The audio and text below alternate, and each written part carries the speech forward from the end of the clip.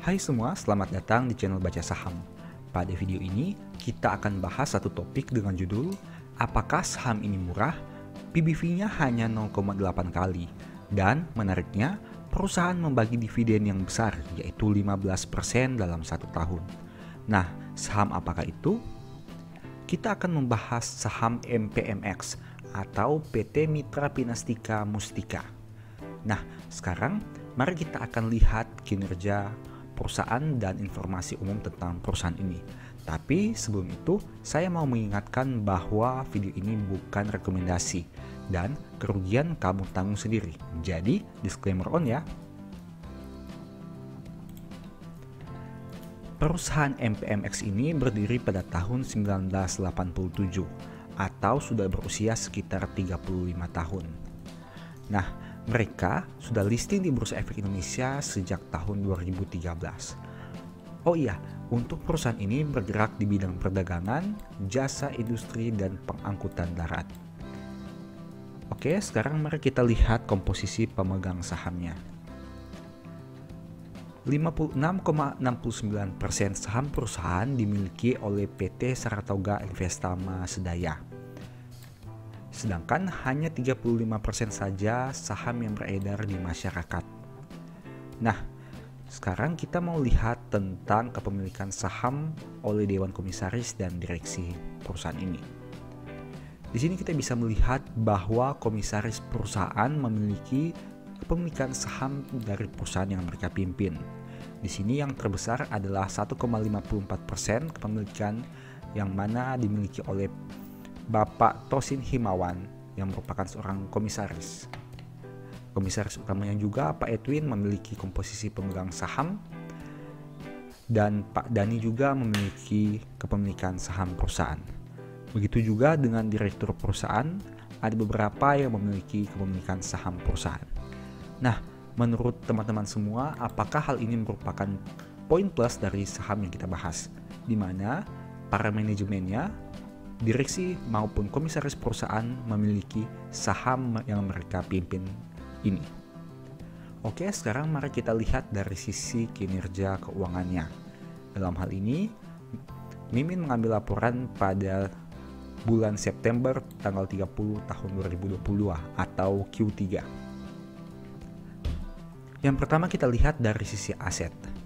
Aset perusahaan mengalami penurunan dibanding tahun 2021.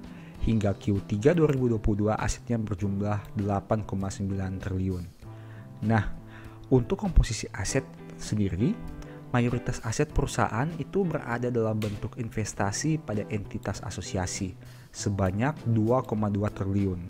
Angka ini mengalami kenaikan yang cukup signifikan, di mana tahun 2021 hanya 855 miliar saja.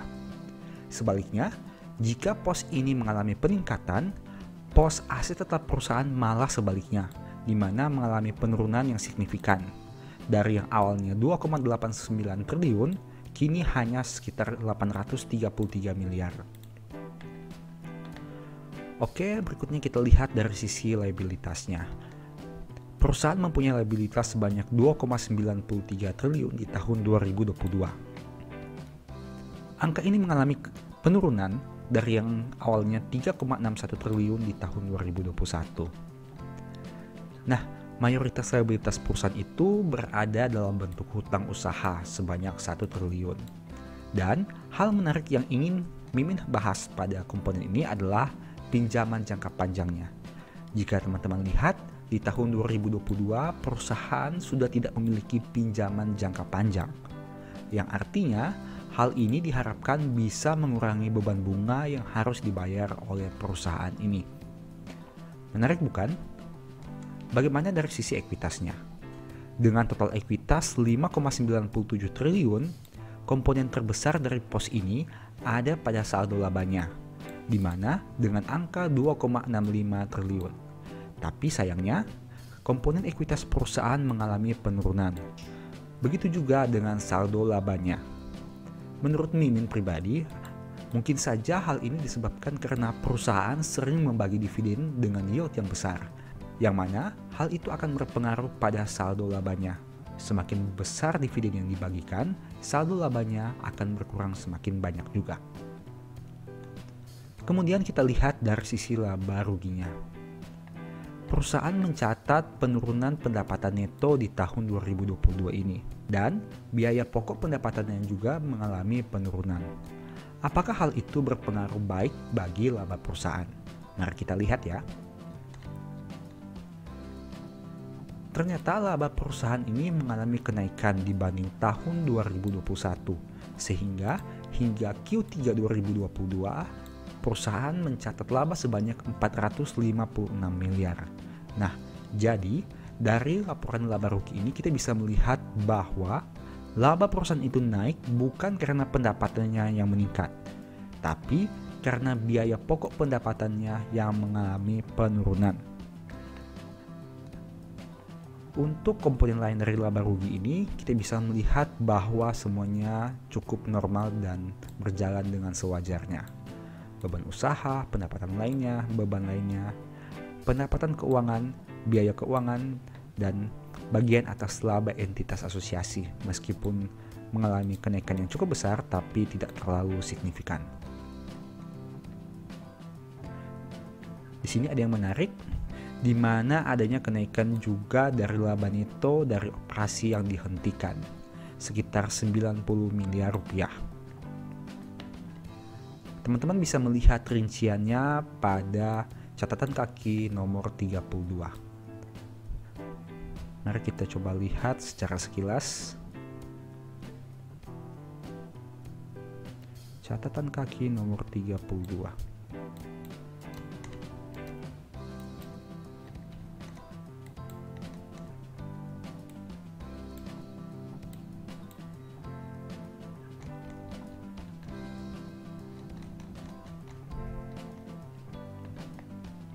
Nah, teman-teman bisa membaca dengan lebih detail informasi tentang operasi yang dihentikan itu terkait operasi apa.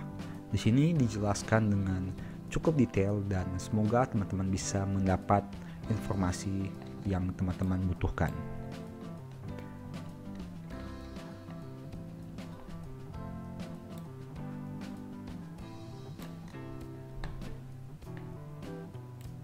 Ini dia, dari 8,45 miliar naik menjadi 98 miliar di tahun 2022. Oke, untuk komponen lainnya yang akan kita bahas, Mimin mau bahas secara sekilas tentang harga sahamnya. Perusahaan pernah mencapai harga tertinggi sebanyak Rp1.500 dalam 5 tahun terakhir, dan kini harga sahamnya ada di angka 1.100. Jika kita melihat pada range harga yang ada di tampilan berikut ini, maka harga pada saat video ini dibuat belum bisa dikatakan terlalu rendah, karena harga terendah dalam 5 tahun terakhir berada di angka 316. Jadi menurut teman-teman bagaimana? Apakah harga pada saat video ini dibuat di angka 1.100 sudah menarik atau belum? Sekarang kita lihat secara sekilas tentang kinerja historis perusahaan ini. Nah, dari data EPS ini kita bisa melihat bahwa sejak tahun 2020, laba perusahaan terus mengalami peningkatan setiap tahunnya. Meskipun di tahun 2021 ini, labanya masih lebih rendah dibanding tahun 2019. Nanti di tahun 2022 ini, baru perusahaan mencapai kenaikan laba yang paling besar selama 4 tahun terakhir. Nah, ini merupakan histori dividen yang dibagi oleh perusahaan ini. Kita bisa melihat sejak tahun 2019, perusahaan rutin membagi dividen secara konsisten dari tahun ke tahun, di mana pada tahun 2022, dividen per share-nya sebanyak Rp180. Itu berarti perusahaan mempunyai dividen yield sekitar 15,3% di tahun 2022 ini. Angka yang sangat menarik. Apabila rata-rata pencapaian kinerja portofoliomu tumbuh 10% saja setiap tahun, dengan membeli saham MPMX ini, kamu bisa mencapai kinerja portofolio yang lebih tinggi lagi hanya dengan dividen yield. Tapi ingat, hal itu tidak menjadi jaminan satu-satunya kamu pasti profit. Karena kinerja portofolio itu ditentukan oleh dua aspek, yaitu capital gain dan dividen. Selanjutnya kita lihat dari sisi valuasinya. Perusahaan punya PER 8 kali dengan PBV 0,8 kali. Angka ini sebenarnya masih menarik, di mana harga yang ditawarkan di angka 1100-an ini masih lebih rendah dibanding modal per lembar perusahaan di angka 1300. Hal itulah yang menyebabkan kenapa PBV perusahaan hanya 0,8 kali saja. Tapi ingat, dari sisi PER memang terlihat rendah. Tapi seperti yang sudah kita bahas pada kinerja laba ruginya, laba perusahaan itu mengalami peningkatan bukan karena pendapatan netonya yang meningkat, tapi karena biaya pokok pendapatannya yang berkurang. Selanjutnya dari sisi rasio keuangannya, mereka mempunyai ROE 10% dengan NPM yang hanya 5%. Angka ini tidak terlalu besar sehingga rasanya tidak istimewa jika dibandingkan perusahaan lain. Tapi yang menarik, perusahaan ini memiliki komposisi hutang yang masih wajar bahkan cenderung sehat, di mana total hutangnya hanya 49% dari total ekuitasnya. Mari kita lihat, perusahaan punya ekuitas sebanyak 5,97 triliun, tapi hanya punya liabilitas sebanyak 2,93 triliun. Selain itu, jika kita membandingkan total liabilitasnya sebanyak 2,93 triliun, angka ini memang masih lebih tinggi dibanding kas perusahaan yang hanya 1,98 triliun. Itu berarti perusahaan masih harus membutuhkan dana tambahan di luar kas dan setara kas untuk bisa melunasi semua total liabilitasnya. Oke, untuk video kali ini cukup sampai di sini saja. Menurut kamu bagaimana?